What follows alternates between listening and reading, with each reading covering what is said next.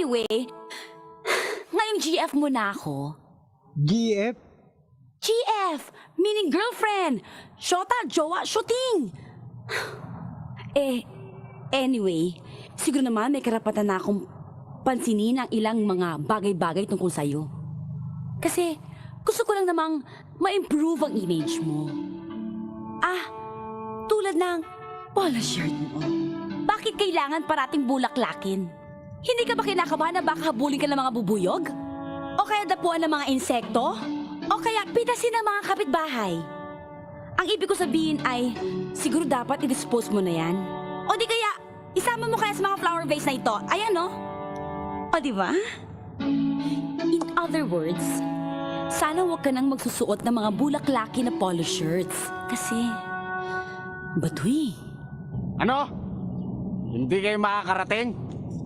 Bakit ngayon lang nyo tinawag? Wow, bad trip! Di bale na! Anong sabi? Di ba nadinig? Wala! Gawa mo ng paraan.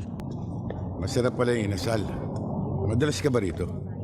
Oo, kung minsan. Pero madadalas kung nanilibre ka. Bad trip talaga. Bad trip! Vivian, dala ko yung wheels ko. Sino parking? Yun nahuli kita? Huwag mo na paalala yun. Hatid na kita. Sige. Hop! Pare! Kami na ang maghahatid kay Miss Beautiful. Oo nga. Ito ang sikot namin bago yan, Miss Beautiful. Hindi ka bagay dyan sa bulok na jeep na yan. Puro kalawang na yan.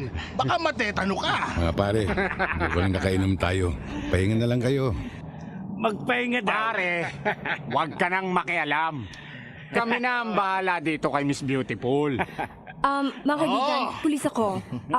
Pwede tigilan nyo na yan. Pulis. Nakainom lang kayo. Pulis din kami. Pulis daw. Pulis. Pulis din kami. Pulis. Pulis din kami. Pulis. Matagal na kaming pulis. Halika na nandun. Kayo na. Di ba?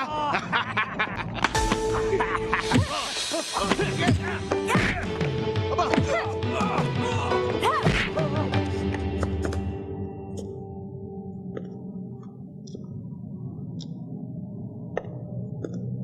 Kita mo yon? Ano masasabi mo? Ito ang bag mo.